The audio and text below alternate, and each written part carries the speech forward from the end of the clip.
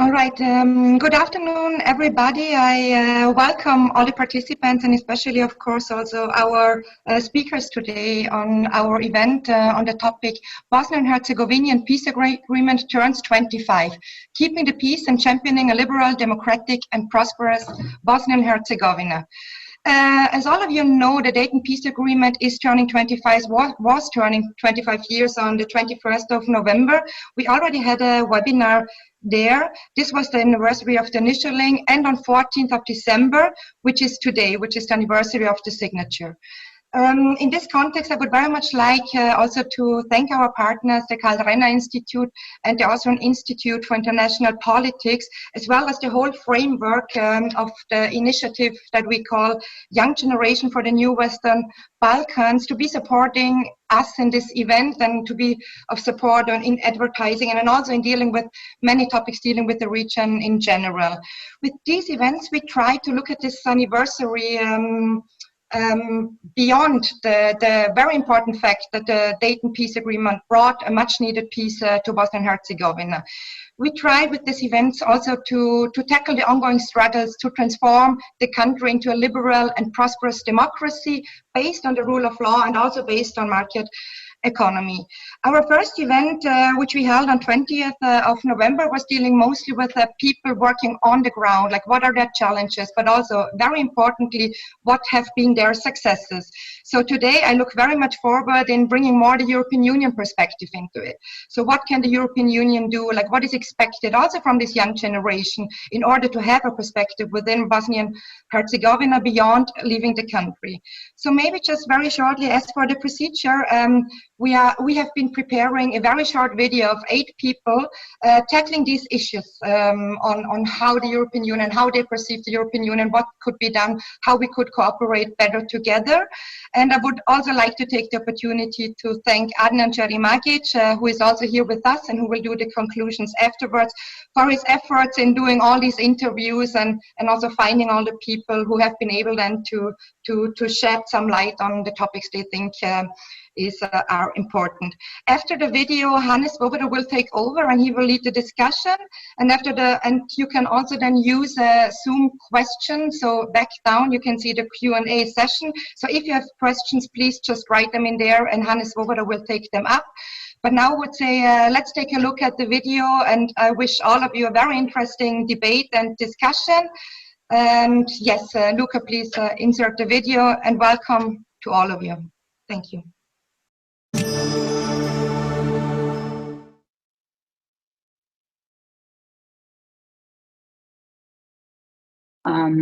I think very often we look in Bosnia to the kind of external world or to the global world to kind of maybe solve our problems. But the truth is that any kind of lasting and sustainable change must also have local ownership. It must have local initiative and local kind of drive. So if we want a betterment and a progress for the good of the people, then the people must be the ones who forge that change. However, in Bosnia and Herzegovina, citizens and the young people are very much held hostages by the corruption and lack of accountability and nationalism, to just mention a few, that have held this society in its grips for the last 25 years. So despite the fact that there is a peace here, the very negative form of peace that kind of lingers on is something that I think the European Union can help us resolve, so that they can help us to kind of change the paradigm and free ourselves of these circumstances that we have been living under for the last 25 years. That I work for is supporting activists, the ones who are trying to bring about a better reality and a better future here in Bosnia. And right now we are supporting environmental activists because they are being the most vocal one. They are organized. They have the willingness and the strength. So we are actually bridging the gaps in terms of their fight. We want to stay with them. Once when rivers are defended, we want to support them to actually transform those villages, those rural parts of Bosnia, into eco-tourist heavens. And we are already talking to investors, the conscious one, the good ones, thinking about the environment, the natural resources, the preservation of biodiversity, to in the next years draft policies to copy the good experiences from countries that are living off tourism, that ecotourism in particular. And in Bosnia, there are so many places that, most of the people, even in Bosnia, would think are, sites from the National Geographic channel. And I sometimes post something on my social media accounts and I say, you think this is, I don't know, like Swiss village. No, it's a Bosnian village somewhere.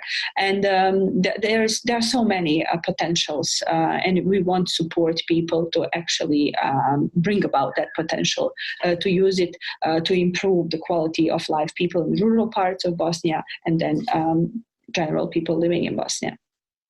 We talk about EU support of the changes in Bosnia and Herzegovina led or started by civil society organizations.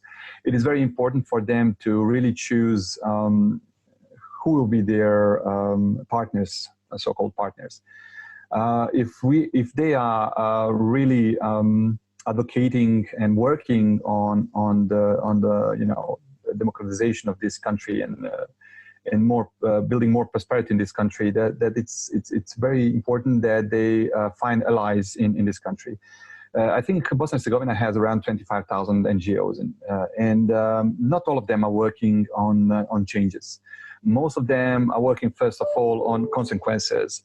Other ones are just, working on the project, and this is very important.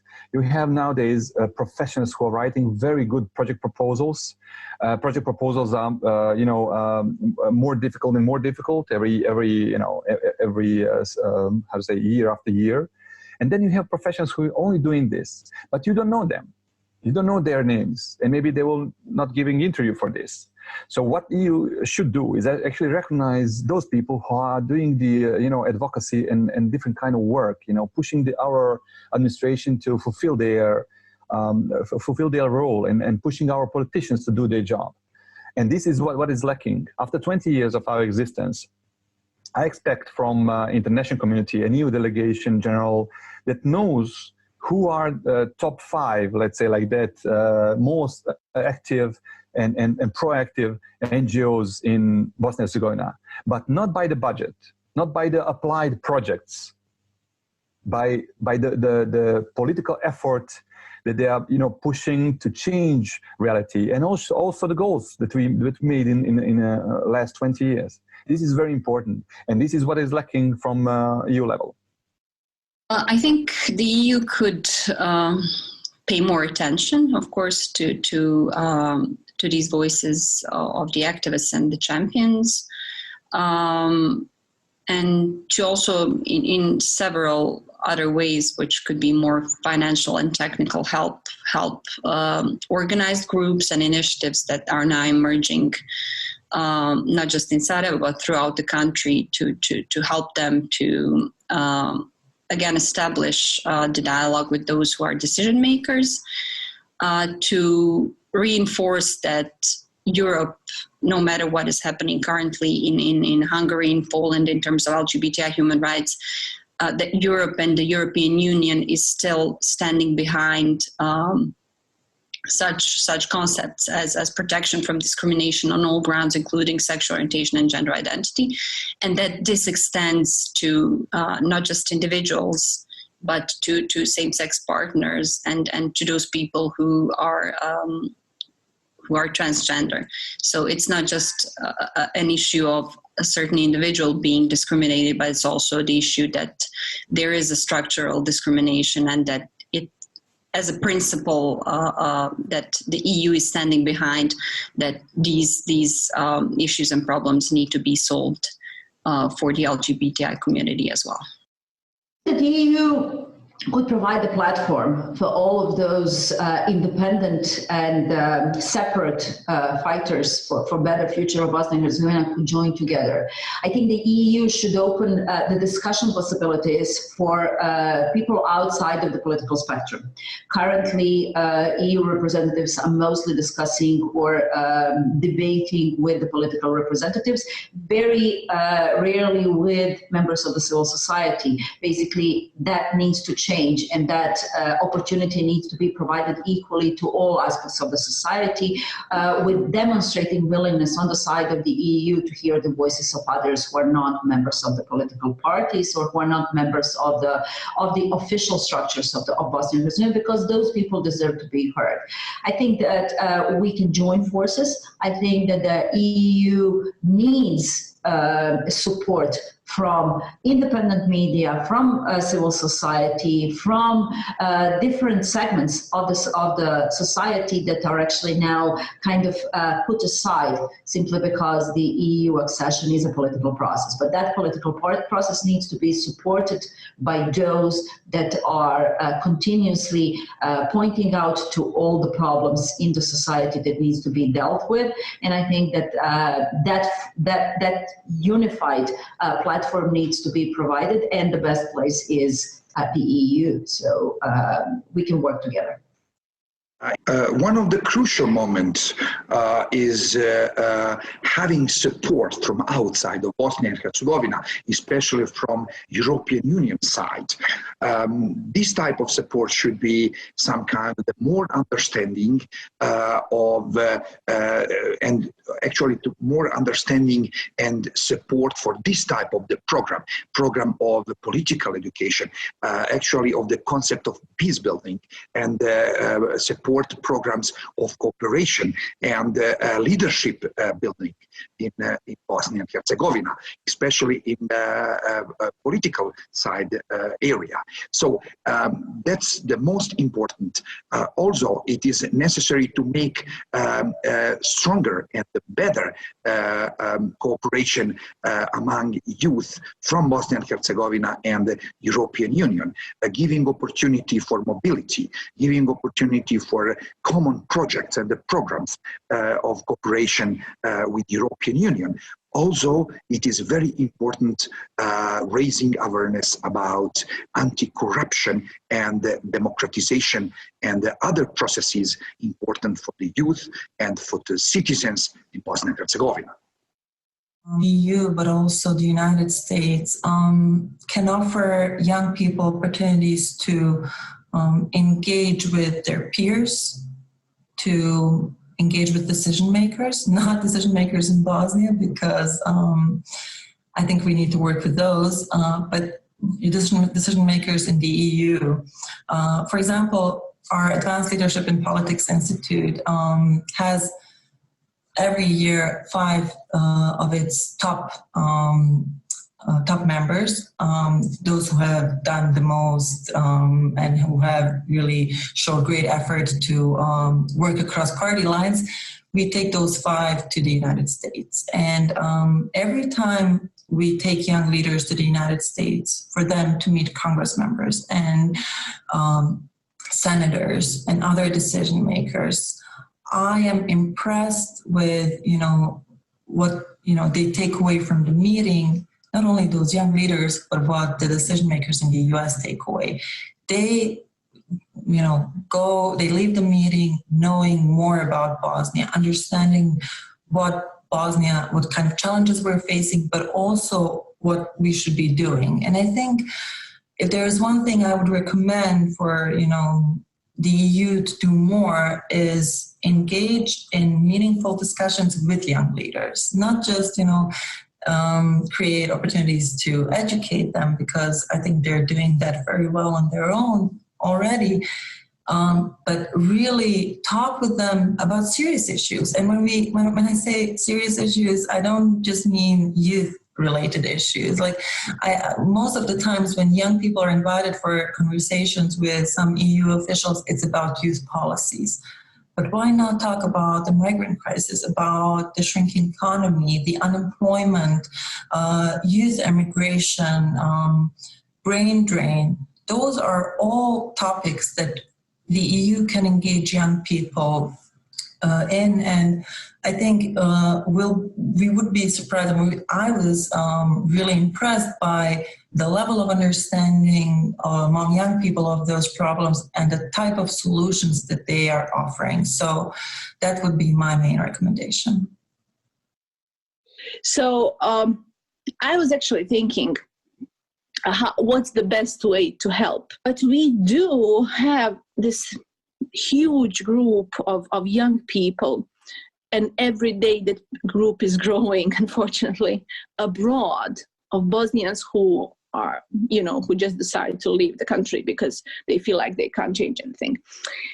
Maybe the way how the EU in general or international community can help us more is to work more with those people who have left and who are now financially independent. And there are so many successful stories abroad. In Sweden especially, I know so many of them. I don't know why and how, but there are so many successful young people in Sweden and Germany also.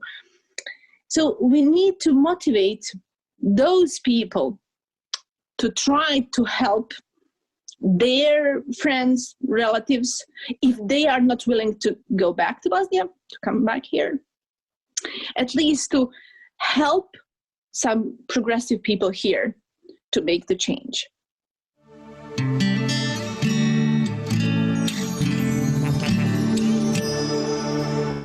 I mute myself. Thank you very much. Thank you to the young activists. And now we come to the discussion. Just a brief presentation of our discussants. It's Johann Sattler, EU Ambassador and Special Representative to Bosnia and Herzegovina, a very well trained ambassador from Austria side before, for example, in Tirana. Secondly, we have Wolfgang Petritsch, who also was working with Bruno Kreisky already and who was ambassador in different positions.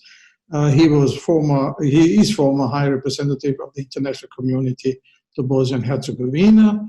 Then we have Senada Šabić, Senior Research Associate at the Institute for Development and International Relations, IRMO in Zagreb. And then Ilana Bet-El, former Senior Advisor on the Balkans at the UN and the UN Political Officer in Sarajevo. Welcome, all of you. I will start with Johann Sattler, not out of nationalistic position. I will start with the Austrians, but because of their position now and in the past. And as Johann Sattler has to leave for another discussion, it's a famous, very important day. Maybe, as we also agreed, or you agreed with my proposal, maybe you can start with some personal remarks. What is your the attractiveness of Bosnia and Herzegovina for you? What is your emotional relationship? And then, of course, maybe you immediately can jump into answering the questions put by some of these young leaders we just had on the videos. Can the European Union fulfill this expectation? Are these the illusions that we can do much in Bosnia and Herzegovina? So maybe you can round up a bit and tell us, out of your position, what the EU can really do. And of course, first start with your personal emotional ties to Bosnia and Herzegovina, if there are any. Please. Good afternoon and greetings from Sarajevo. And thanks, first of all, to you, Hannes, but also your institutes, the three institutes based in Vienna, for putting this together. It shows that Vienna still has an interest in this region. I think this is very, very positive. Starting with the question, what's my personal connection to this country? Well, this started actually in '97. BIH was my first encounter with reality as a very young diplomat. So I was sent here in 1997 to be part of what was then called the European Community Monitoring Mission, the ECMM, the ice cream sellers, as we were called, because we were all dressed in white uniforms. This was interesting, not only, of course, because your first experience, work experience, is always something special. By the way, they do this to us in the foreign ministry in order, it comes very early on in your career. After a year or so, they send you to some rather difficult place, usually, to see whether you crack under pressure, whether you can actually survive. So I not only survived, but I kind of fell in love with this region and with Bosnia and Herzegovina, and came back ever since. Today, 23 years later, I'm in charge of trying to get this country closer to the European Union. As you can imagine, not an easy task. But what we should not forget, before going into all the problems and troubles there are today, that actually a lot of things were achieved, and a part of that is because of the what happened early on after '95. High reps, Wolfgang is with us today. That was a time when quite a few very positive things in building up the state, in building the fundamentals was achieved. Let me recall here that in '97 for us it was not easy. There was a security risk going in to the other side, crossing this so-called inter-entity boundary line in '97, '98 was a security question, because the number plates were recognizable. You knew exactly where this or that person and car came from, so there was a security risk. All those things, security situation, but also the economic situation, of course, dramatically improved in that period of time. Of course, people are not always looking back at what happened 50 years ago and thankful that there is no war anymore. But people compare, and people want to see much faster progress, and very much understand that looking outside of the borders, so many citizens, and we've seen it in the videos as well. I mean, there's so many young, gifted Bosnians, Herzegovinians who live abroad. So people want to see much faster progress. They want to see an education system which is fit for purpose. They want to see a health system they can have a trust in. So of course, it's not enough what we see, and of course, we should have been much further. Now, one of the other questions, Hannes, was why aren't we further? Well, one of the reasons being that apart from the ethnopolitics concept, basically so far mostly winning over the citizens-based concept for different reasons. It would be deserve an own discussion why that is the case, because we had a number of interesting experiments and new parties and multi-ethnic parties, which many of them did not survive. But that's a different question. The other thing is that we had, unfortunately, also built-in problems within the Dayton Constitution. So we have those blockades and the lack of functionality. I think these are, if you want to put it into two main problems of this country, one is the very bad state of the rule of law, and the second big ailment for Bosnia and Herzegovina is exactly this lack of functionality. This, just to give you an example, what's on my plate for tomorrow, two big meetings, one on where I bring together the ministers of interior from the different levels to finally get an agreement on Europol. There is an agreement on Europol, 3 years old, PIH with Europol. Since 3 years, it has not been implemented. Why? Because the different levels do not agree where the joint contact point will be located, either in the police or in the Ministry of Security in Zagreb. So this is one of the issues. Just to illustrate a little bit, what's the what are the issues? Why is there so much blockades? The other point, the other issue I'm involved in tomorrow is to get a solution between Banja Luka and Sarajevo on the IPA programs for next year. There, you remember the coordination mechanism, which was born a few years ago, which is very cumbersome, which makes it very hard to absorb the money which is coming from the European Union. That's I have to get involved on a regular basis to solve some of those issues and to get at least some things moving. But rule of law and lack of functionality, these are the two major problems I see for the country. Now, how do we go forward? I think very important is that we have a smart conditionality. I think we have to be more outspoken in what we ask from the country. Let me give you an example where we are going. We have offered the country macro-financial assistance because of the COVID situation, 250 million euros. That's a lot of money. but we have tied that to progress on the rule of law, exactly on making changes and allowing for integrity checks for the highest official holders. That shows you that there's also a discussion within the European Union that, you know, we have to step it up and we have to ask for more. You know, we give a lot. We are by far the biggest donor here, but we also have to ask for more. The same thing, by the way, very happy to see other international actors move in a similar direction. IMF is negotiating a huge program for the next 3-4 years. This is 750 million euros. For BIH is a lot of money. Very happy to see that there is coordination. They came to us, they are talking to the Americans, they're talking to others in order to see what do we ask from the BIH authorities, because the money is very, very urgently needed. So these are some of the things which are on my plate as we speak. You also asked, Hannes, a little bit about a vision in moving forward. Where do we see BIH in the next period? I don't want to paint here a too rosy picture. There are a lot of problems, protracted problems, populism rising. We have interconnected regional issues which are problematic. So nothing will go super fast. But however, I'm absolutely sure that we have to be more ambitious, and we have to ask for more also from the political leaders. A good juncture for that is going into 21, into next year. Why? Because a couple of things. One, there's more attention from the European Union side.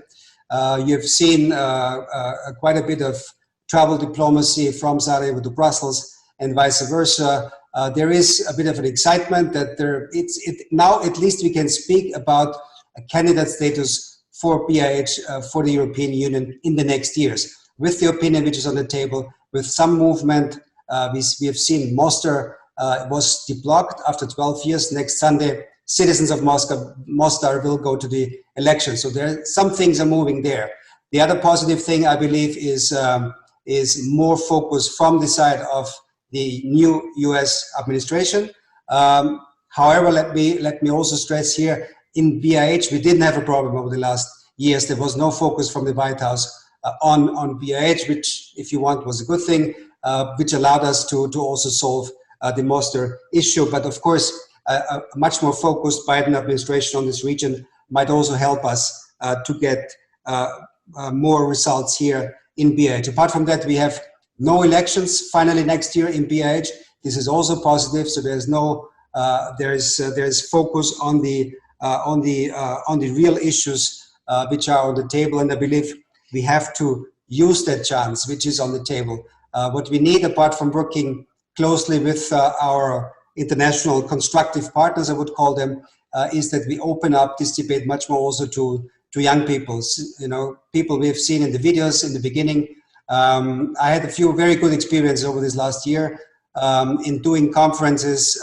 Just last week, 10 days ago, I had a rule of law conference where we spoke about basically nothing's happening since the Preview report last year. Positive thing was we had about 35,000 people following us. So we had 200 people on Zoom, and we had 35,000 people following us online, mostly on Facebook. That shows you that there's a lot of interest. People don't want to sit still anymore. People want to get involved. Same thing, because somebody mentioned it in the beginning in this video, environment. We did a similar thing on environment in October. We see that Sarajevo is regularly on top of the list of most polluted cities in the world. So there is much more awareness slowly coming up, and people are ready to join and speak out.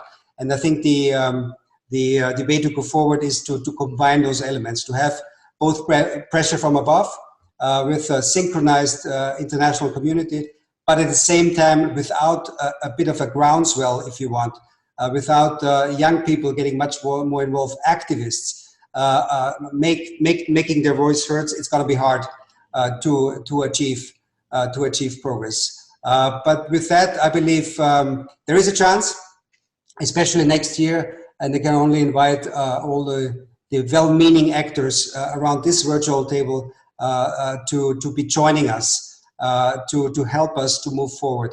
I think it's not possible to just first of all, continue business as usual.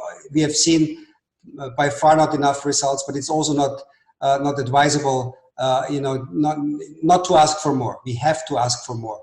And this combined with more pressure from civil society, I believe we can actually move next year. Thank you very much, Johann, for this very clear statement and also some glimpses of hope you give us on the way. And thank you for coming and joining us on this very, very busy day for you. And we, of course, understand that you have to leave us whenever you have to leave.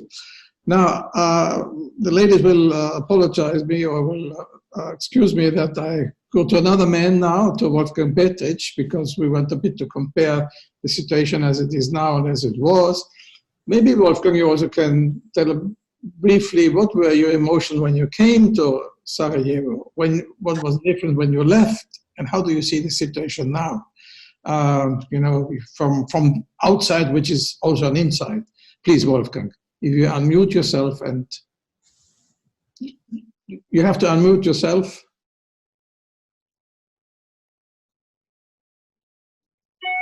Okay, fine. Can you hear me now? Yes. All right. Okay. Thank you, Hannes, and thank you also, Johann. That was a very good and very comprehensive status assessment, I should say, and also gives you a view into what the European Union really has to do, this day-to-day work, but also to have a vision and a perspective that it gives to the citizens. I believe this is one of the most important issues. And now going back and trying to answer your question, I was actually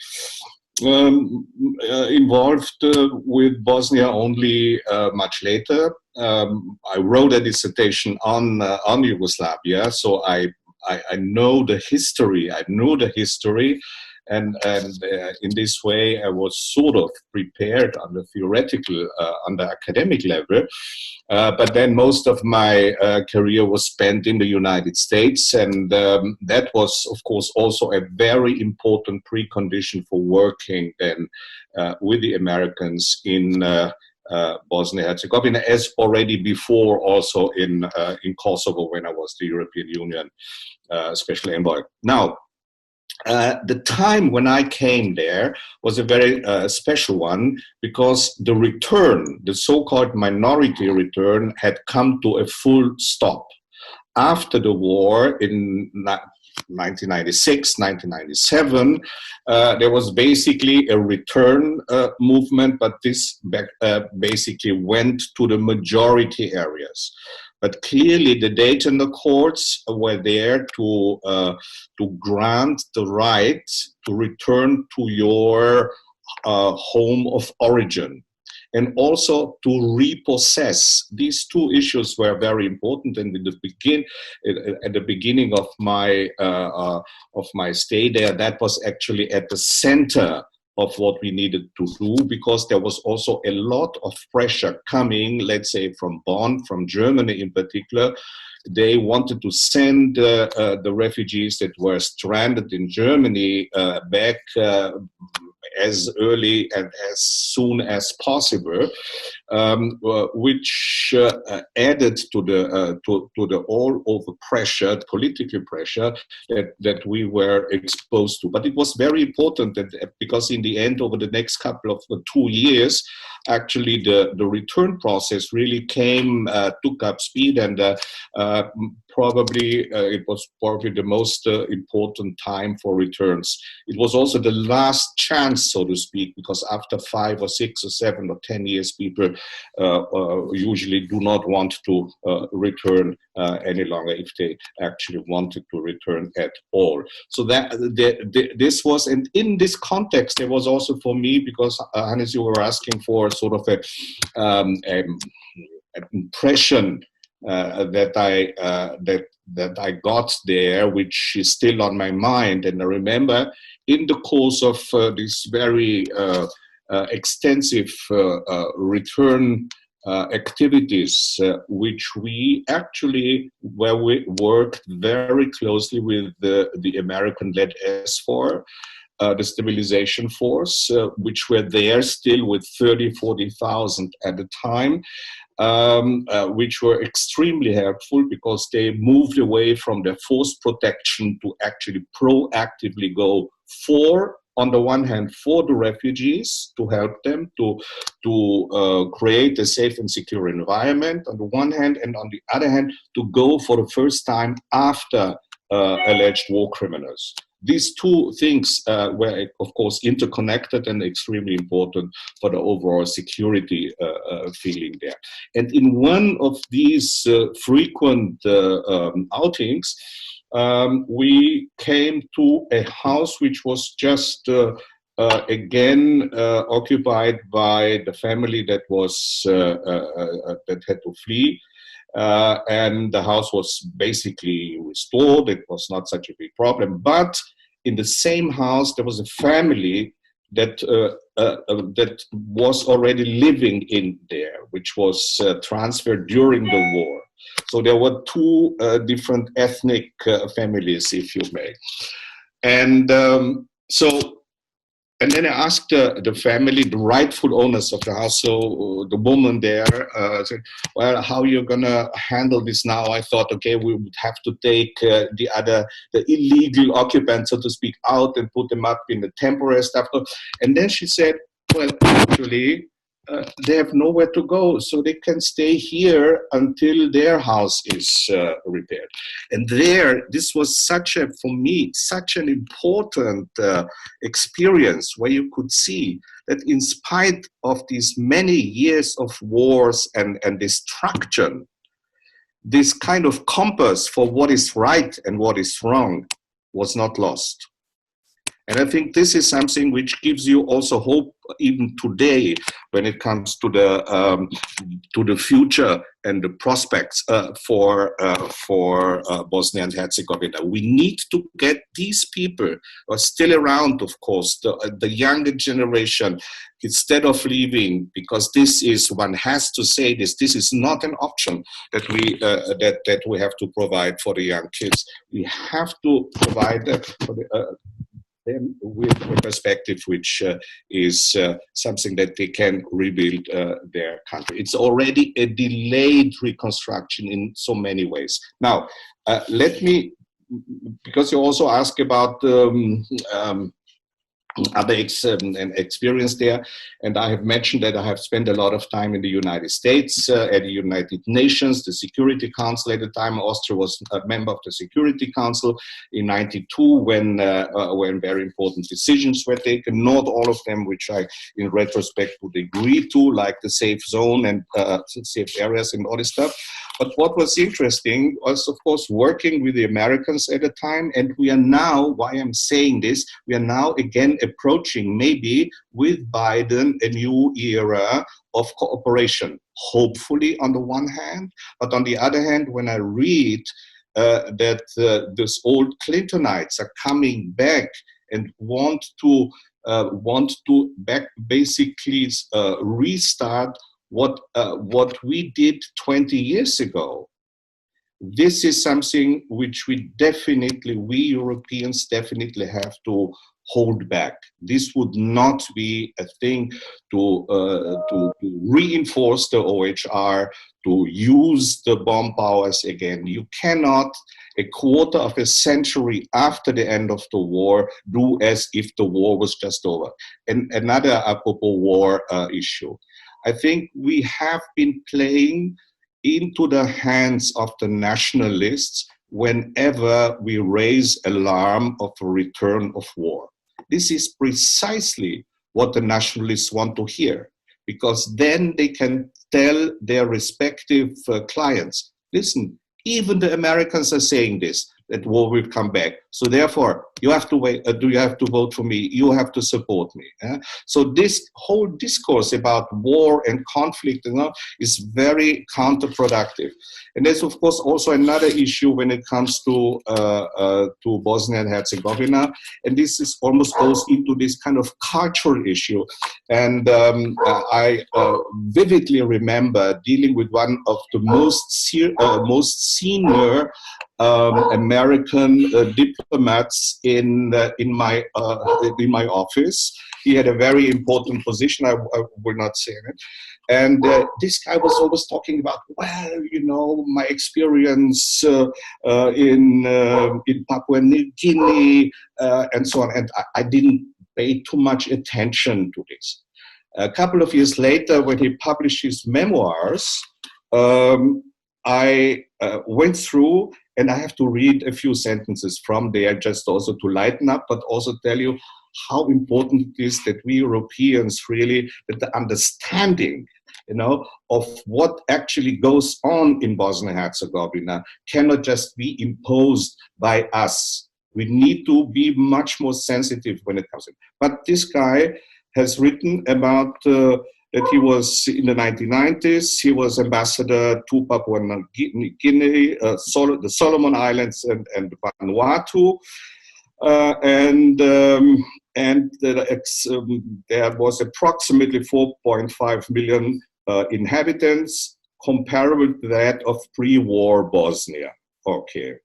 And then he goes on to, I also saw other similarities between these disparate parts of the world. For one thing, PNG was and still is widely perceived as a wild and primitive place where over 1,000 clans share the area and so on. And these are isolated people who live there. And then he said, well, in the imagination of anthropologists, it's one of the last frontiers of humankind that was seen in PNG. Much the same can be said, although on a different scale and a different emphasis, yeah, granted, about the Balkans, at least so far as civilized Europe is concerned. Many peoples, clans, many tongues, ancient traditions, forbidding topography. Each is endowed with high mountains punctuated by deep valleys and non-navigable rivers that flow in unhelpful directions.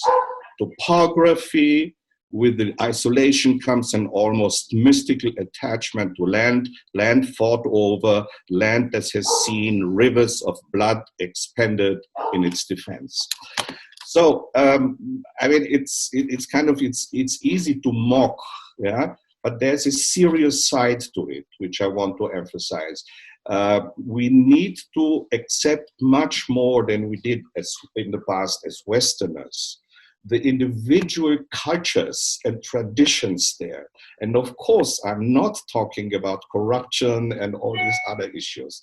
I'm talking about what I said before about this refugee woman, that this compass for what is right, the moral issues, it's there. You just have to find the right way to approach it and to support it.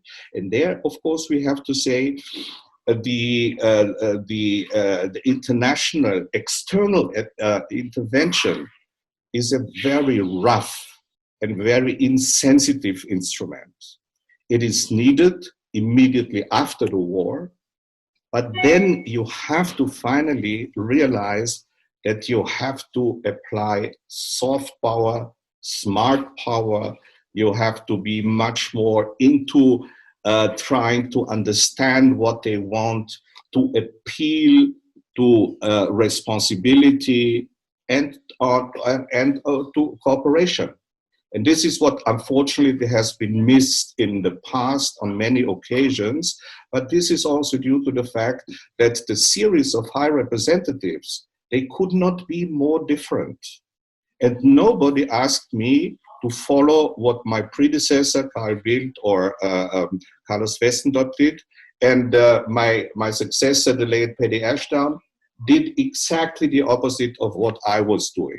While I was winding down and trying to get ownership and responsibility going, Paddy became, as he was criticized then, the viceroy of Bosnia and Herzegovina. So here is the responsibility, and this is maybe on the 25th anniversary, the important point to say.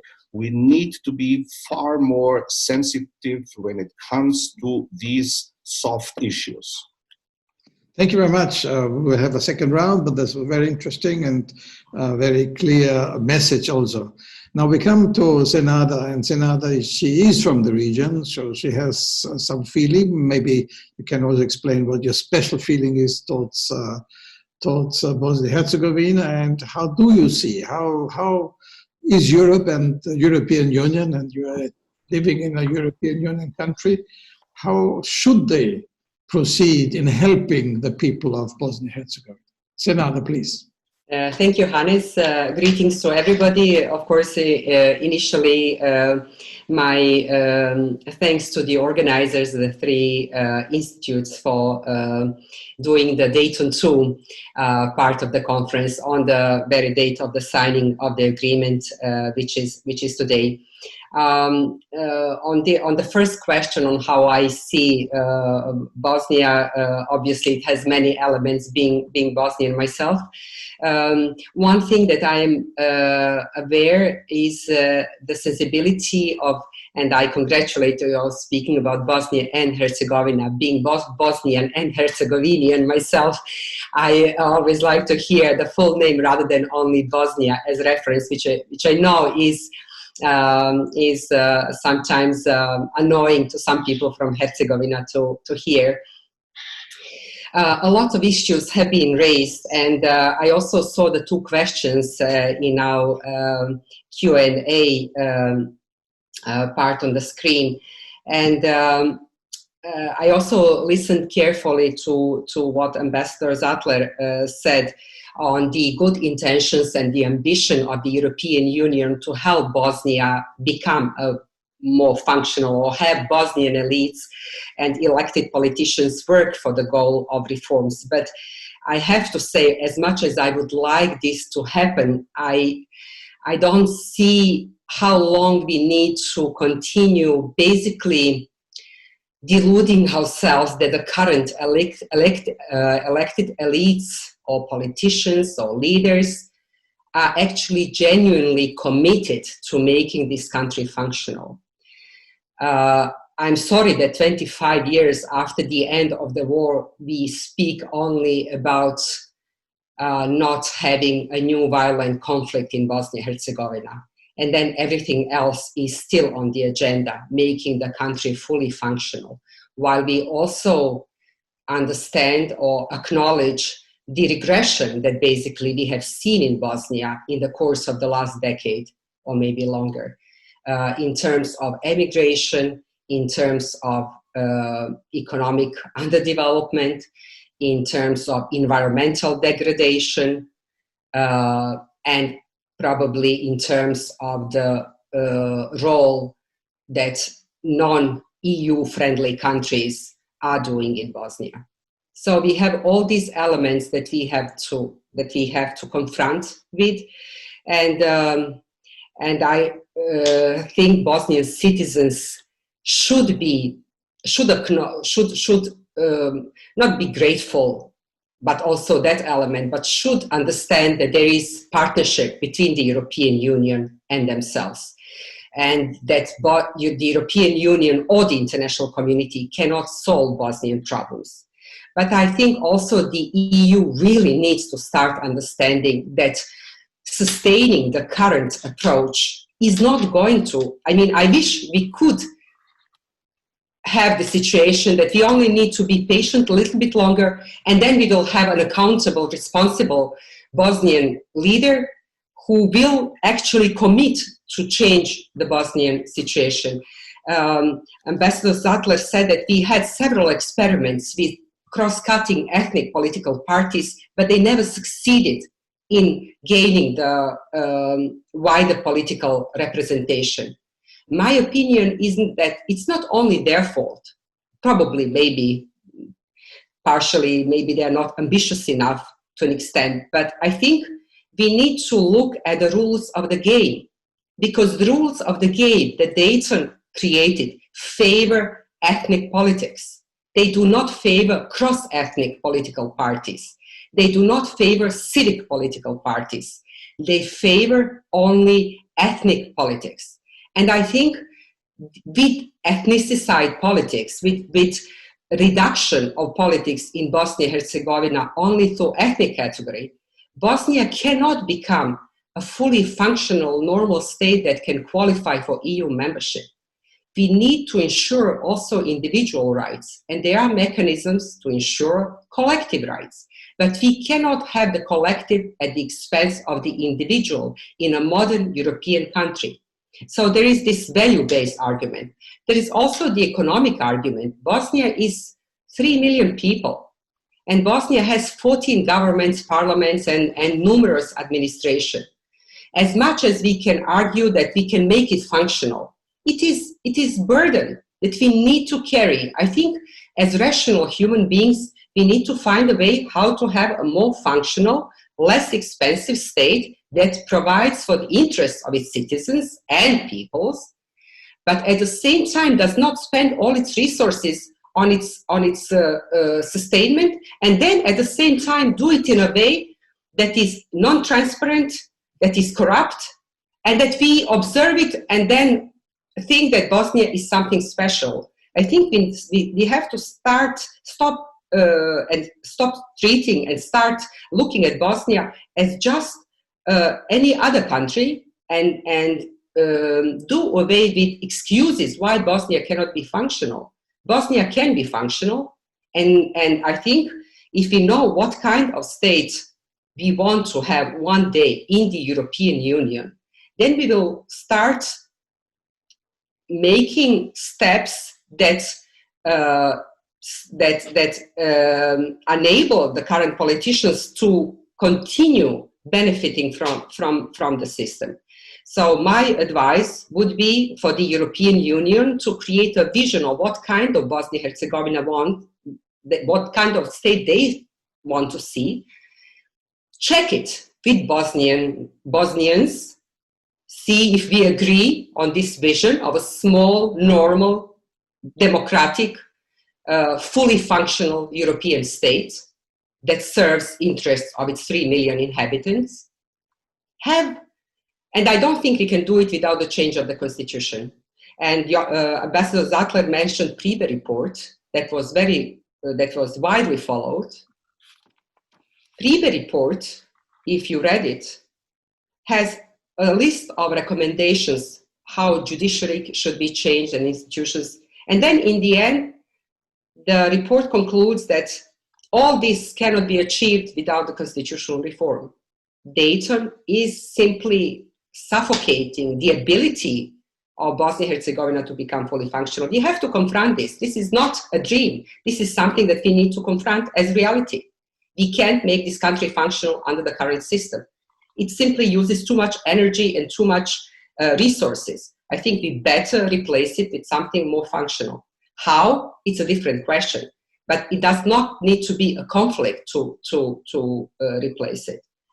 And we can have probably Chapter 35 of the Acquis as one of the requirements for Bosnia to enter the European Union, the change of the constitution, as we have for Serbia and Kosovo dialogue.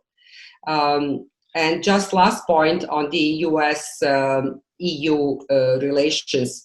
I think we don't need, I think this is a good momentum that we have the US administration willing to be a partner to the European Union. So we shouldn't waste our time in criticizing one another on the approaches, but I think we should encourage synergy and collaboration on issues that are common interest here. I just listened, I just quickly read Biden's statement on the 14th of on today, on the 25th anniversary of the Dayton Agreement.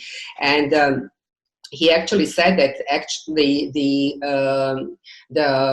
peace agreement benefited nationalisms and the enrichment of few at the expense of the society, and that the international community should continue or should finish the job of building a fully functional Bosnia-Herzegovina in cooperation with its people. So he didn't even say peoples, but people. So we can read into it much if we want to, but I think we may agree on, if to use medical metaphor, we may agree on the state in which the patient is, but we disagree on what kind of therapy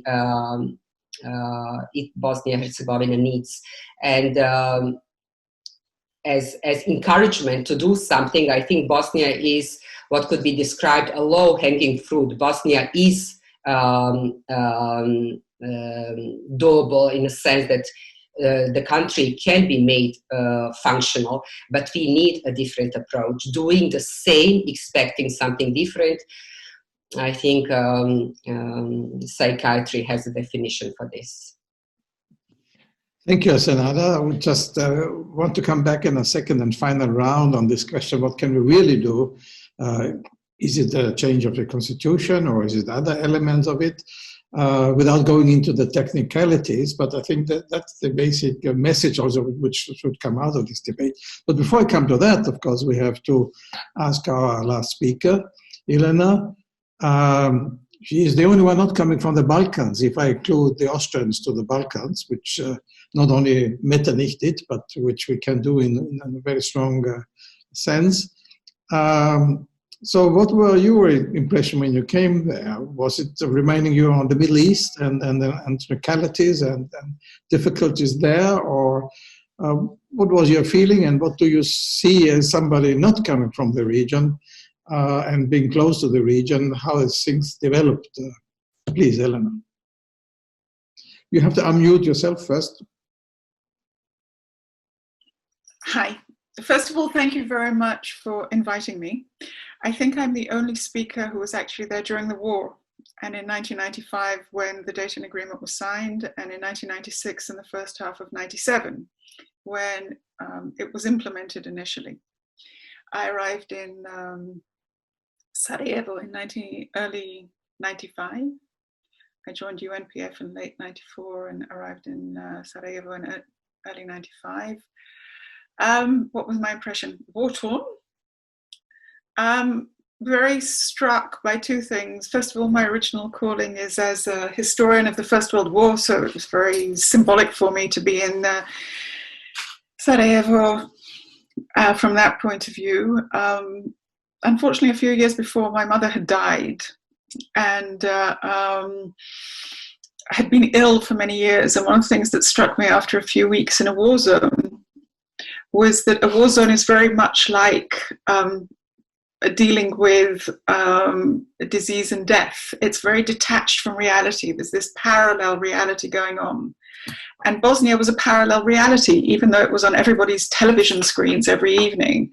It was this entirely parallel, different, cut-off experience. It was horrific, fascinating, overwhelming in some cases, very difficult, but also absolutely wonderful in other ways, which doesn't mean to say the war was wonderful, but being able to deal with people in Bosnia and being able to at least contribute part to that. And I would like to say this as an aside before I go on about Bosnia specifically. There was a whole group of us who appeared, joined the UN in various ways. I was in my early 30s then. And there was a whole group of us, as I say, who grew up in the Cold War. And we were the post-Cold War younger people who thought that we could build a better world, and going to Bosnia was part of that. And there's a certain difficulty now in seeing not just Bosnia, but in seeing a lot of places that appear to be once again authoritarian, and new walls coming up in all kinds of places. But that was one of the reasons I was there. I want to take on, the way I would look at it is probably closer to Senada's understanding of the region and of Bosnia than it is, unfortunately, maybe of Ambassador Sattler and Ambassador Petritsch. The Dayton Agreement is an incredibly good, detailed ceasefire agreement. It is not a peace agreement. And that has to be fundamentally understood. If you understand it as a peace agreement, it's a complete failure. If you understand it as a ceasefire agreement, it's a great success. But Bosnia lives in an absence of war as opposed to a situation of peace. And we have to make that transition at a certain point. An absence of war is a good place to be after many years of war, and in which 100,000 people are dead and the place is destroyed. but it is not peace. And the Dayton Agreement, when you read it, which I did in late 95, and many people did, you see that the military annexes, I'm not talking about, and the IEBL annexes take up more space than everything to do with the civilian ones. And there's a good reason for that, because nobody could agree on the civilian side. Dayton does not resolve the fundamental nationalist disagreements that caused the war. It makes a huge amount of scaffolding upon which to balance the different interests of those that fled to war. Now, it's one opportunity to have overcome this would have been if we would have come in 96, and rather than rush to implement elections and rush to do all kinds of things, we would have tried to help civil society rebuild itself. But what everybody tends to forget, and this is absolutely crucial to understand why Bosnia ended up going the way it went, is that NATO was only meant to be there for 1 year. It was not meant to be an occupying force over time. So there was a time limit and a huge amount of pressure on everybody to get it done because the Americans wanted out. The Americans, who had put no soldiers on the ground during the UNPRO years, wanted to come in, implement the peace, and get out again. And what is the way to implement the peace? We call elections. Elections shows it's democracy. If it's democratic, it's, you know, they're democratic. They've called elections. They have a new government. We can leave. Therefore, business, you know, end of business, aim achieved. In order to do that, you call together the PEC, which was part of the Dayton Agreement, or Provisional Electoral Committee. And my speciality was the elections. That was what I worked on mostly in 1996. At that time, it was an active decision that only the major nationalist party would have proper representation in the PEC. So we actively disenfranchised any party that wanted to go for cooperation. We created the situation in which the only parties that could organize elections and be elected with any majority would be the nationalist parties, the same ones that had started the war. And then in addition, because we were saying we were going to leave at the end of the year, a lot of areas, I spent a lot of time going into the new Republika Srpska, which was the first for the UN, we couldn't have gone before. I spent a lot of time going to the villages across the country, but especially in the Republika Srpska, they were saying, look, you're going to leave at the end of the year and Ćerimagić is going to come back and kill me. So I can't vote for anybody but Ćerimagić. And you know what? I couldn't agree with them more. I wouldn't have voted for anybody else if I was, if NATO was leaving at the end of the year.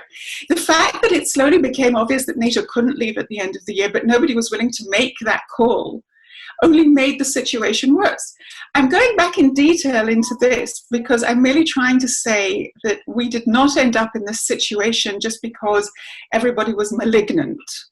No, we created this situation based on a very good ceasefire agreement and a rapid implementation of a very lacking civilian agreement. And we have never resolved that tension between the two. We empowered the nationalist parties who created the war to come in and manage the place once we stopped the war, effectively. And we've been dealing with the outcome of that effectively ever since. And that is a great sadness. And the great sadness that I hear, for me, it was wonderful listening to these young people talking, and at the same time it was extremely sad. It was sad in your film today. It was sad because they are sad to a certain extent that they're not having what they want. But equally, I remember going around Tuzla, I remember going around Sarajevo in 95 during the war. They were wonderful people. The Liberal Party was an incredibly strong party. And they all disappeared. They all had these same aspirations. I could have taken you by the hand and shown you young people, not those who left because they couldn't and all the rest of it, in 95 and in 96. And to an extent, we're responsible for them disappearing. We shut them up. And I think until we start understanding that, until we try and find a way to rectify this, we can't move on in Bosnia because we haven't made a peace agreement. So for me, the way ahead is to say that we now have to move ahead to have a political agreement. Dayton has to be completed, not in the sense of implementing Dayton, but in the sense of now, on the back of Dayton as a ceasefire agreement, we need to go and make a peace conference in which you get a commitment from the sides to start resolving their political issues. Because until we do that, I don't see how Bosnia stands a chance. We can carry on propping it up. We can carry on pouring money into it. We can carry on being disappointed. We can carry on saying that, oh, it's such a pity that these young people leave. But why should they stay when all they can see is nationalists who are taking the money that we're giving that is meant to be going to them, that they're taking it to their pocket and carrying on with their conflict, just without killing each other? So I feel that there's a sadness. On the one hand, I have to say, it's a success because 25 years later, if you're in Bosnia, if you're in Sarajevo, if you were in Tuzla and you were bombed and you were shelled, like I was, if you lived there without gas, water, and electricity, the absence of war is not to be taken lightly. Do not underestimate the absence of war. Go to Afghanistan or Iraq or Syria and see what it's like. It's not nice. But 25 years have passed and it's time to go on to the next stage. It's not enough anymore after 25 years to say the absence of war is to be celebrated. So that would be my... Thank you very much for your strong words. And I only can remember myself when I was the first time in Sarajevo. It was on the 1000th day of the siege of Sarajevo. And there was still war going on. It was not the hottest phase, of course. But I remember that time. And I remember also, and I would agree with you what you said, people and what others said, people were not hateful and rarely saw hate, but it was more depression, it was sorrow, it was like, you know, you have been, the big danger and a big fight was going on, but you couldn't think about what to do about it and how to work on it. And then we were happy about, of course, Dayton. But I personally also agree in some way. It was an agreement to stop the war, and it was absolutely necessary. But to rebuild a country is very difficult, especially when also in other countries nationalism is rising. So maybe I go back to, especially to Wolfgang. I don't know if Johann Sattler is still here or had to leave already, but maybe to Wolfgang. What do you say? Because Senada and Ilana were but perhaps a bit more critical about what on the aftermath and what is now. And there is also the discussion of a new constitution. And I know how difficult it is, because there was again and again, there was some discussion about small changes in the constitution, and there was a big outcry very often. So, but Wolfgang, from your experience, what would you say, how should we proceed now? Can we really do it in a piecemeal way, step by step here, small thing and there, small thing, important thing, again? Or is it not important for EU and the US together, the US administration, in thinking about some radical reforms in order to reduce the nationalistic tendencies and activities in the country without, of course, going, and I fully agree with you, going to the back, to the past and having another, you know, overlord or governor general who is dictating what has to be done. Please, Wolfgang. Well, first of all, let me say that I was extremely impressed by what Ilana has said. This is exactly what I have arrived at, you know, by analyzing the history and the sources of the conflict and all this. And then, incidentally, I gave a speech a few weeks ago in Berkeley about identity and conflict, and there I made some of these points which are so important. If we ever want to learn something from such an exercise, then Bosnia, of course, is unfortunately a great example what not to do. When you talk about Dayton, it's very important, there I agree with Ilana, to go back to the sources of the conflict, of the misunderstanding, that this is not about ethnicity, it's about power, and all these basic issues that can also be applied to other conflicts. But in a way, from the outset, from when the war started and the first international interventions came, Cutillero, for example, Cutillero plan, the international community walked into the trap of the nationalists. There was the narrative of the nationalists was taken for granted, was taken as reality. Yeah? There's a lot of Yugoslavia in there, of course, also with in Dayton with the three presidency and rotation and all these issues, which in a way worked in old Yugoslavia because it was a dictatorship, was controlled from above by Tito. But in order to create a liberal democracy, clearly this is a blueprint for disaster. And I agree that this is, yes, historic achievement to stop the war. But then Dayton made a mistake of including a constitution in the agreement. Yeah. This means actually, and we know how difficult it is in any state, in any society, to change a constitution.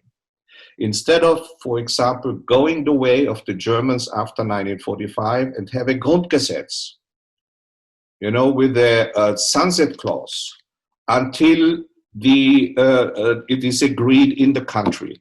And I think here maybe we could, if we talk now more about the future, we could set in, to sort of have a much broader discourse about what this country actually wants to be.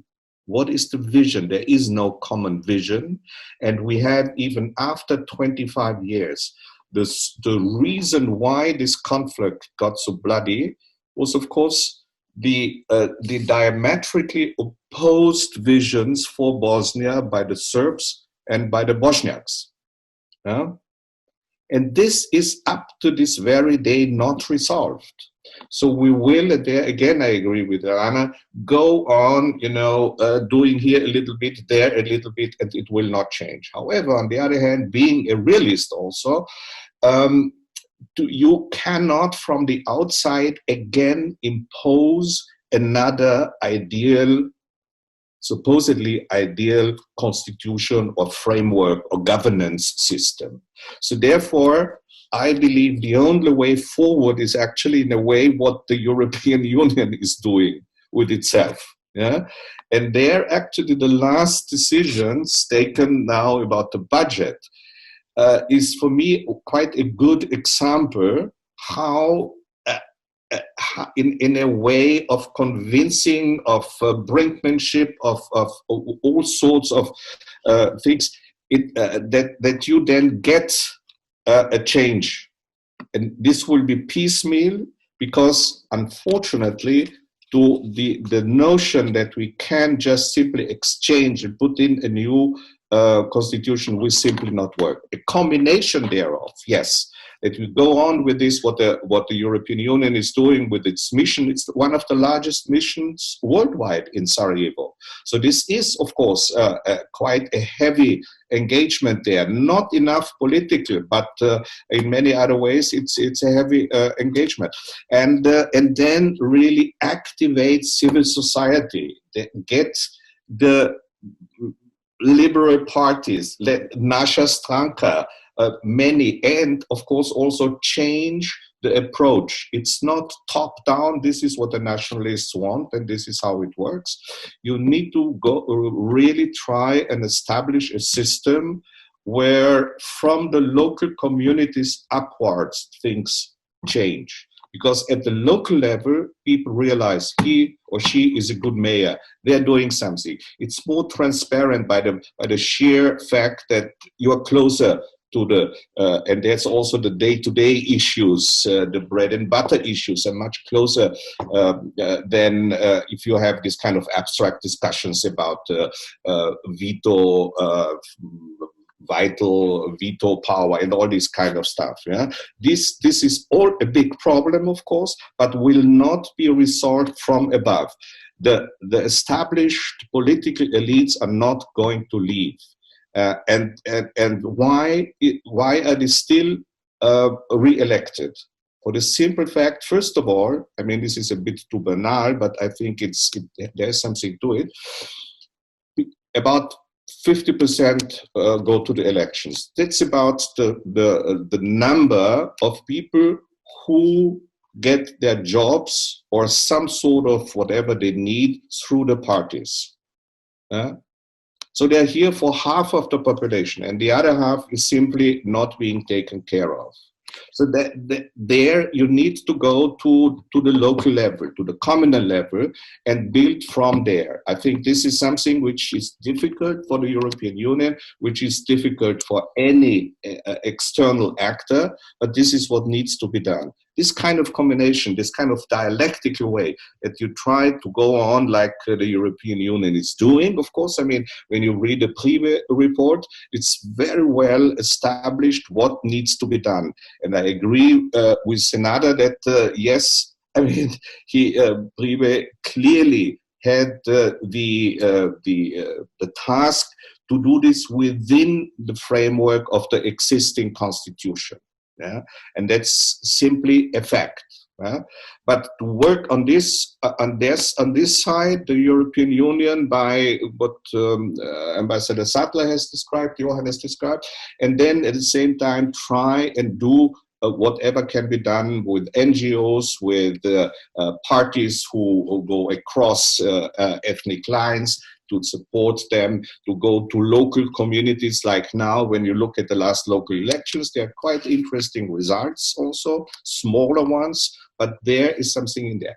This is all not a heroic work, unfortunately. You know, we always want to see big impact, immediate results. It's not going to work. After 25 years of trying, we need to finally realize we have to, first of all, have this as a European project and work much more with the people, the ones who are directly affected by it, and promote those who cross ethnic lines or any other lines, and move again, I have to repeat myself, against corruption and all these issues related. Because in the end, nationalism is about power and influence and money. Thank you very much. Senada, you started a bit this discussion, so what really should we do concretely or specifically? How can we proceed?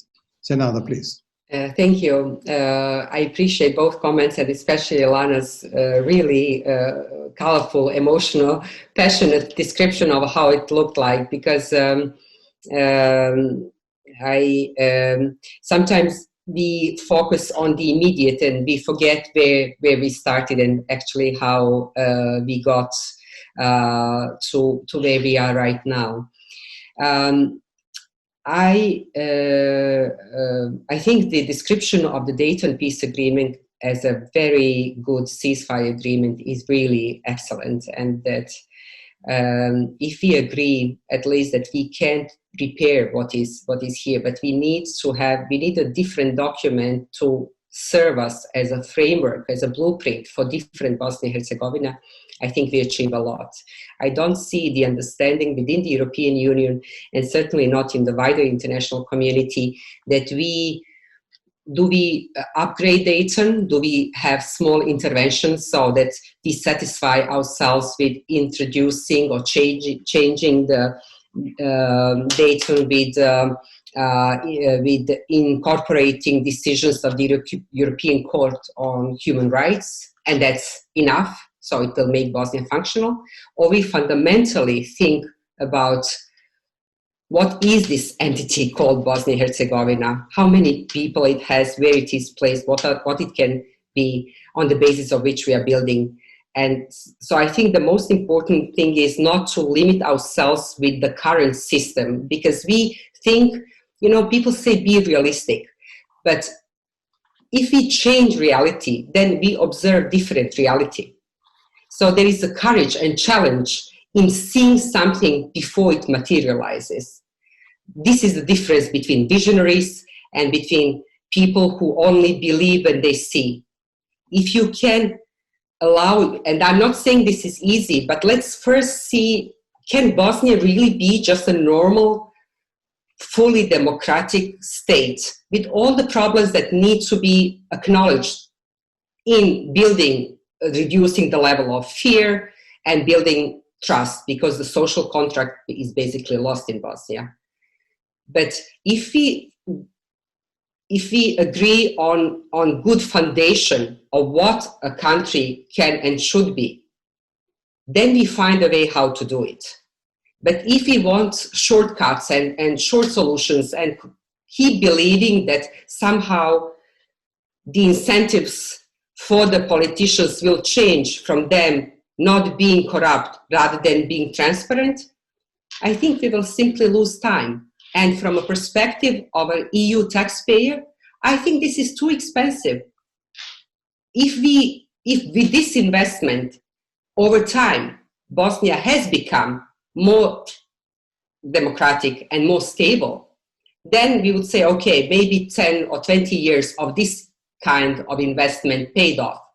But with this trajectory, our perspective is that Bosnia will need to continue to be propped up. And there is no need for this. Bosnia can pay for its expenses if we organize it in a different way.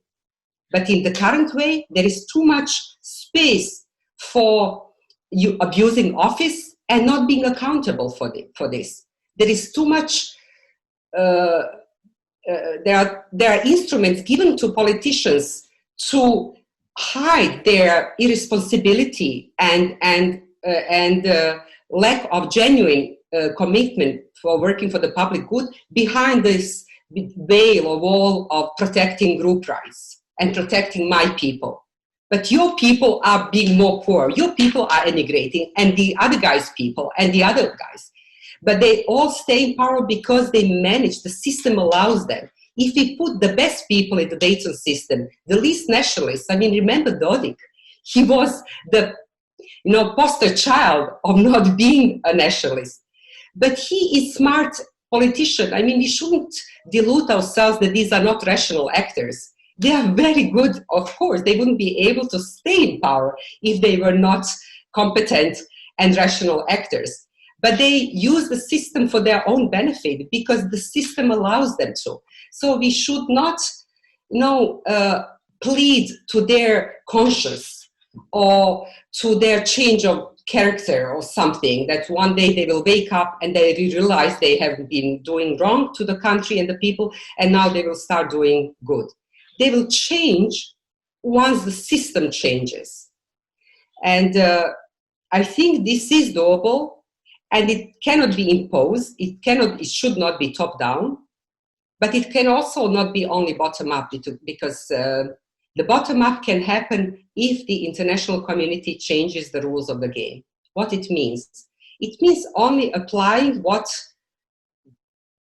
EU thinks is good in its own space. The rule of law. If the rule of law applies in Germany, in Austria, in France, in Hungary, it should apply in Bosnia. And this is the condition for us supporting you. Without that, you are on your own. So the international community has instruments, and the EU in particular being the largest payer.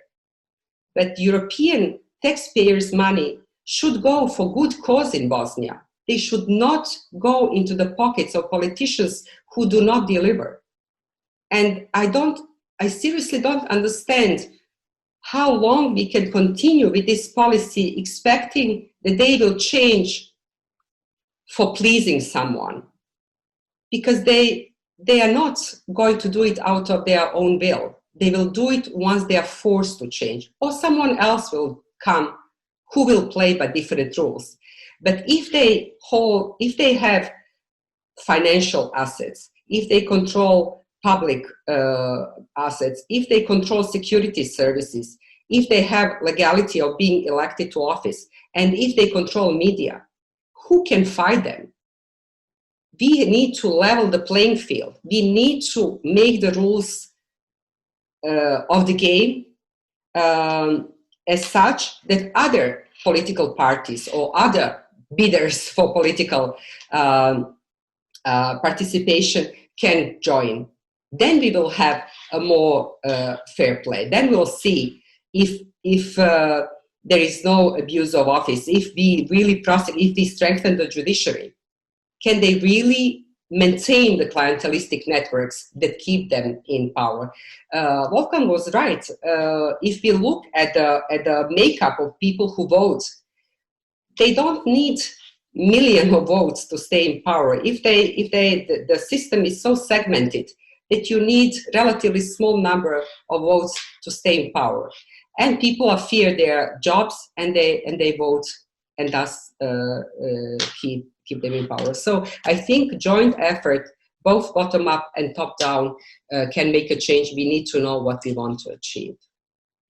Okay, thank you very much, Senada. We will have to round up, and of course Wolfgang wants to mention something. Anyway, of course you can do, and Ilana, but maybe I ask you also to send 2 or 3 sentences to these young people you have seen in the beginning.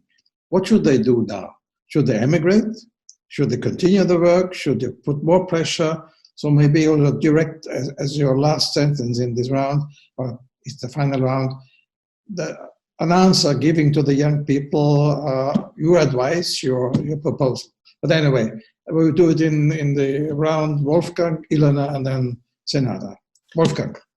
Thank you, Hannes. Let me take up an idea of Senada. I think what one needs to do is really to move Bosnia much faster to the doorsteps of the European Union. Why? Because you see what is happening in Serbia. Yeah? Serbia has this chapter 35, where they have to resolve and normalize relations with Kosovo. It's going to take a while, but it is out there. It is a clear red line, and they have to deal with it. Now, when it comes to Bosnia, to an early start, it basically mapping out what needs to be done. And chapter 35 would be, you have to come up with your own constitution. And then in parallel, start a grassroots movement, of course, indigenous, the people, local, a broad discourse over the next 1-2 years. What do we actually want from this country? How should it look like? And this, if you have such a broad public movement, of course, it's difficult to organize because of this segmented entity and all this stuff. But with it, in the age of social media and all this, it's possible to organize and to help also other NGOs from whatever, European Union and so on. Empower these NGOs and then give yourself a local agenda for this. Once you have, if you structure this and you have an idea of actually what we want, it's of course we want a functional state. So we start out with these basics, and then you get these elements together, and then you have experts coming in, lawyers or whoever, whatever, you know. And don't let the politicians enter this. Let the civil society do this. Let the academia work on it. Let's have from inside and outside this kind of a broad movement that would, so to speak, put the finger on the problem, you know, so that everybody understands that you as a citizen, as an individual citizen, can do something. Because this is another issue in Bosnia. Everybody's complaining, but everybody feels, I can't do anything. Give them an opportunity to do something and get things going. I believe that this kind of combination from grassroots and top support by the European Union, European NGOs, of course, we have to, the Venice Commission can prepare, has already prepared an expertise here and there, and so on and so on. You know, that's something. You also activate the citizens, turn the citizens into citoyens. It's difficult, I know. I have tried it. You know, back 20 years ago, I created what we called at the time a civic forum, going exactly in this direction. Now, 20 years later, it's still nothing is happening there. Complaints, yeah. I created the partnership forum to deal at the time with the government. I tried to not to be any longer the master of the universe. I wanted to work together with them. Of course, it was difficult, and we were much better in preparing an agenda. But I mean, you know, it should have started. Unfortunately, then the international communities changed it. But anyhow, so there are many things and opportunities and possibilities. You need to activate those people, and this is absolutely the majority that do not want this kind of status quo. Thank you very much, Ilana. So your advice, Wolfgang, is the people should stay, but the EU should give them a chance to do some valuable work in changing the structures of the society and the country. Ilana, people should stay or should leave, but you have to unmute again. People should always do what they want, but they should have an incentive to stay, of which currently they don't, and they haven't had, to my mind, since 1996. Again, I'm sorry to bring back history, but one of the, apart from the problems with Dayton, the other problem was, and this was before Paddy Ashdown came,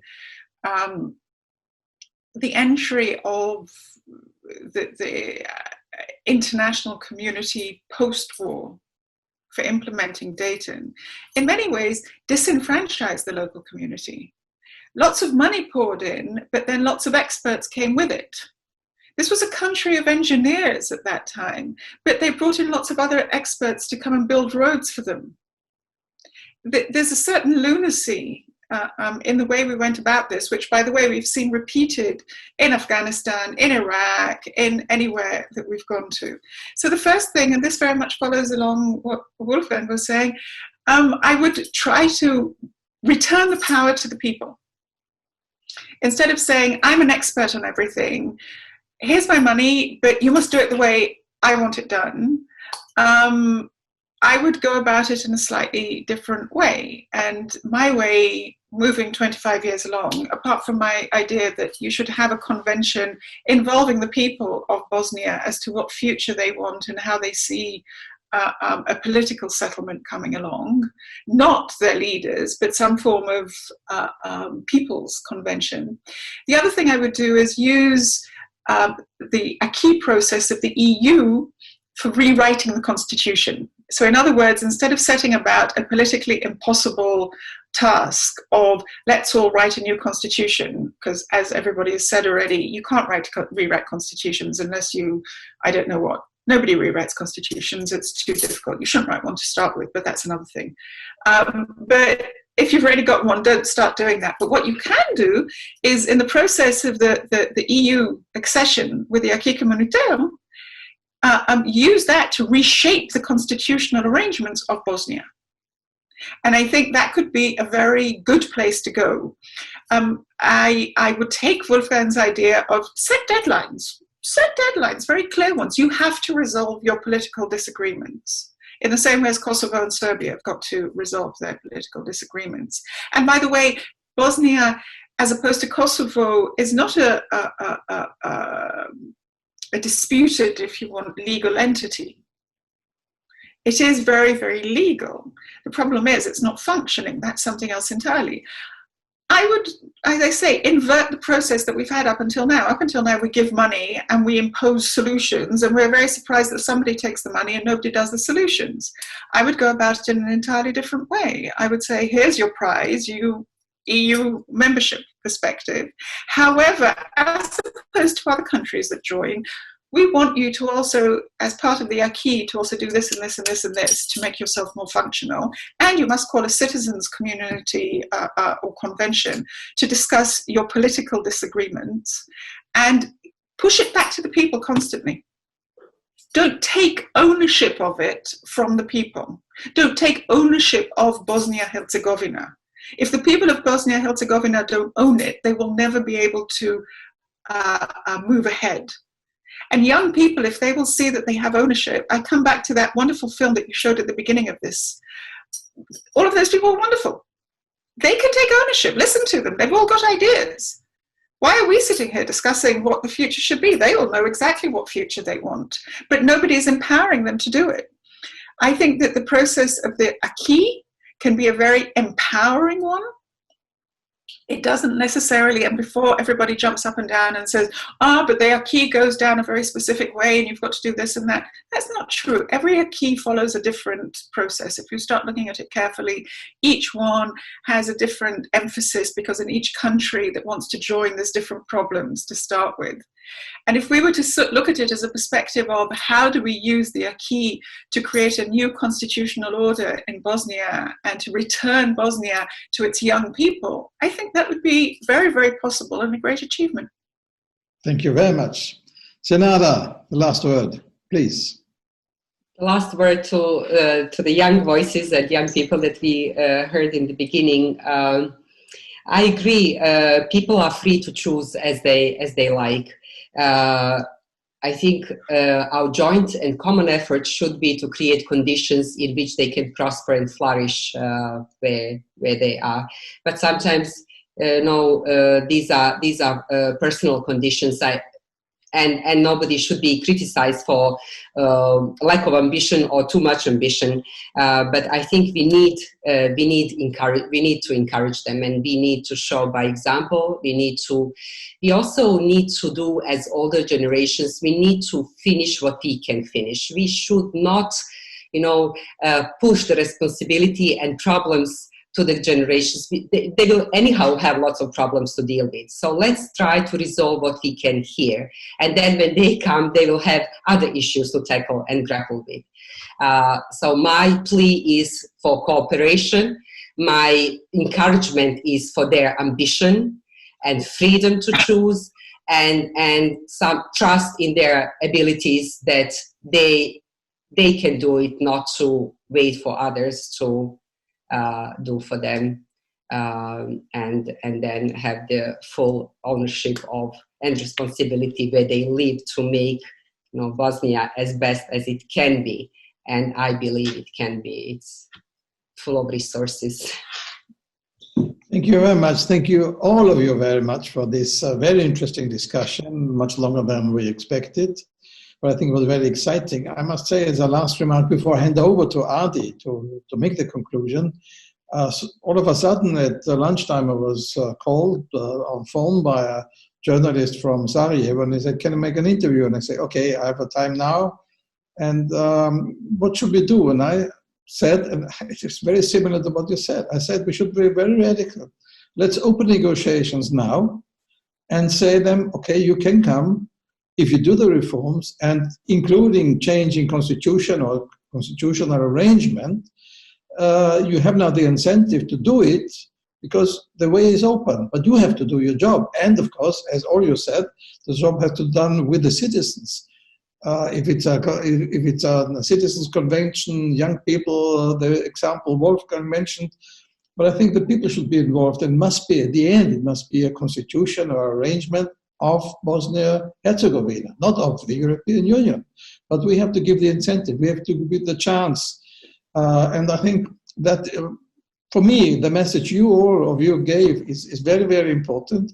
Of course, Johann, he's no longer with us, couldn't be now participating, but what he said already also goes in the direction when he says we have this forum on environmental issues and other issues, because many people complain about very specific issues they have, and they need help and they need support. But at the end of the day, as Wolfgang always said, it's the ownership of the people have to take. but we have to give them the chance and we have some incentives. Again, thank you very much. It was very interesting and very good, I think, discussion, also with some proposals, I think, which are going in the right direction. And I now ask Adi to come to the conclusion. I don't see him anymore for the moment. Adi? I am here. I hope you can hear me. Wonderful. Great. I would hand over to you. Yes, thank you very much. And thank you for first of all, let me thank to panelists both today and during our panel on 20th of November. And let me thank the International Institute for Peace, but also the Karl-Renner-Institut and the Austrian Institute for International Affairs for organizing this. I think when we were discussing to set something up like this, we actually thought that there would be not that many conferences or panels because it's 25th year of Dayton, and usually the 25th is not that much celebrated. It's more the rounded number. But it came out that this year actually there were a lot of panels. What strikes me with the two panels that we organized, and I'm a bit subjective, I guess, is that we had different opinions. We had people with different views. We also had people, let's say, on the ground, or people who are engaged in everyday life of Bosnia and Herzegovina, discussing and talking about different and variety of issues. And I think that is extremely important. And I would say as a criticism maybe to others that it maybe in some other panels and some other organizations it was missing. Here definitely not. I think that to a certain extent we answered the two questions that we set, both with the first panel and with the second panel.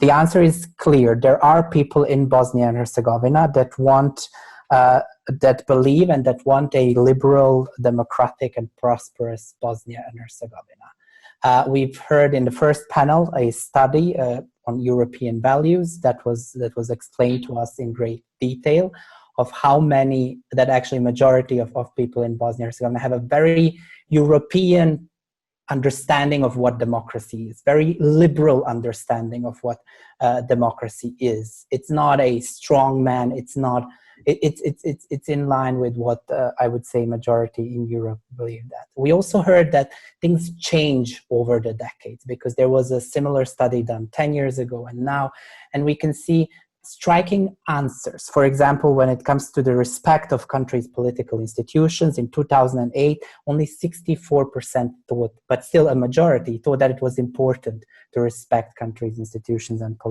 political order. By 2017, this number raised to 83%. In 2008, only, but still quite a lot, 60% were proud of or quite proud of being citizens of Bosnia and Herzegovina, while by 2017, it was 74% of them. And we've heard that young people today, compared to 10 years ago, are more engaged, have been to more protests, have been working in quite more NGOs, are going out and getting engaged in political process quite more. And I think we need to, when we discuss about the future, we need to recognize that. We heard incredible stories by Tihomir in Banja Luka, by Leila in Sarajevo, explaining what they are doing to protect rivers, what are they doing on air pollution.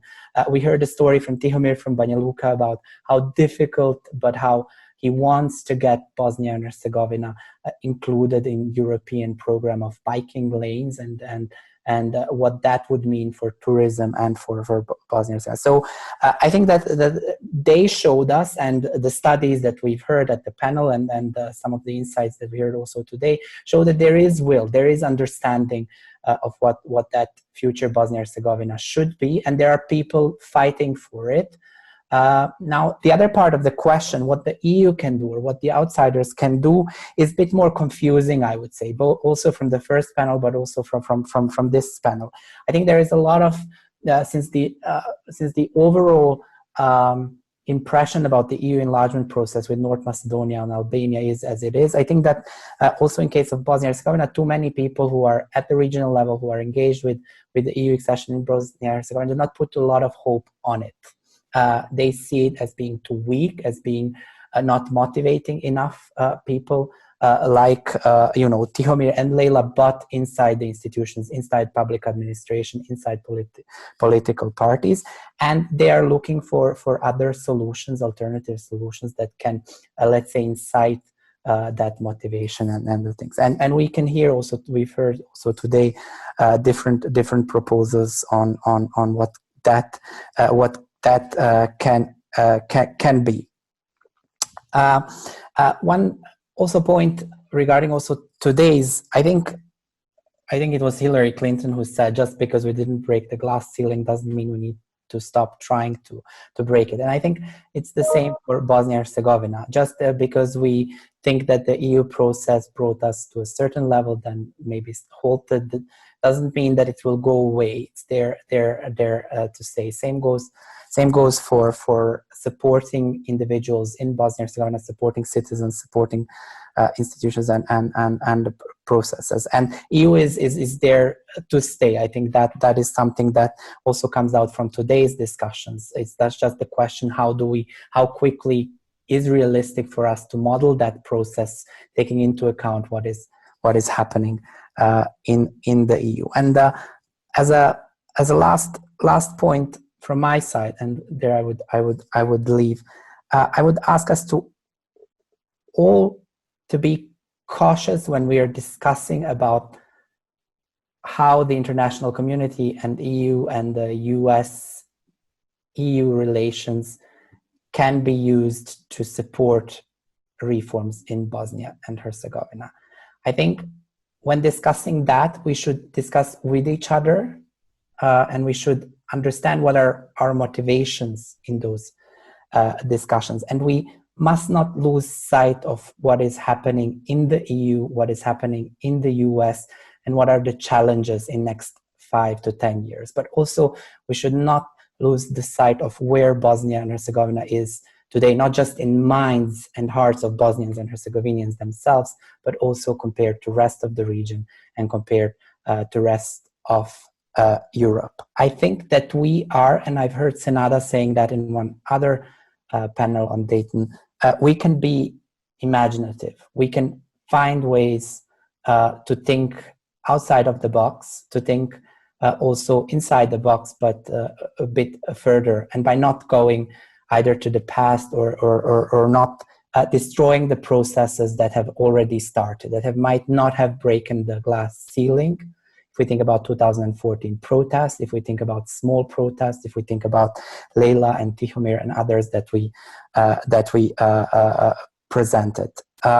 And we should be very careful not to take that energy and tame it by deploying things that will once again move the ownership from the locals to the international community. And more importantly, we should really look very carefully at what the EU and the US, despite Trump administration, have been doing in Bosnia when it comes to judicial reforms and fight against corruption, and the events that have been happening in past couple of months that Ambassador Sattler has been talking about, and that we should not do things that will again bring us to a position and that will basically stop or put on pause to see what will happen in a year or so. So that would be, sorry for taking a bit longer, that would be my last message, would be for us all to be very responsible, to have less of emotional approach, but more of a not realistic approach, but more of an approach that will take into account the situation on the ground and the developments on the ground, and that will take Bosnia in the context not just of the region, but also in the context of the EU and what is happening there and in the US as well. Thank you very much.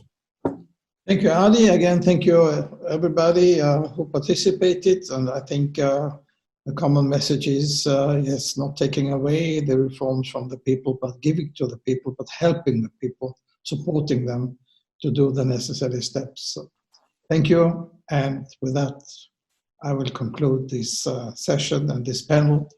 And I think it would be good perhaps to deal just with this aspect, maybe also inviting some of you on how EU and US with the new administration could work together. But in the sense that was just mentioned by all of you, supporting the country and supporting the reform process and not giving a new image of the superpowers coming in and doing the reform. Thank you. Have a good night and stay healthy and have a happy new year, maybe happier than the last one or this one without COVID, and at least some progress in our health systems. Bye-bye. Bye-bye. Bye, thank you. Bye. Thank you.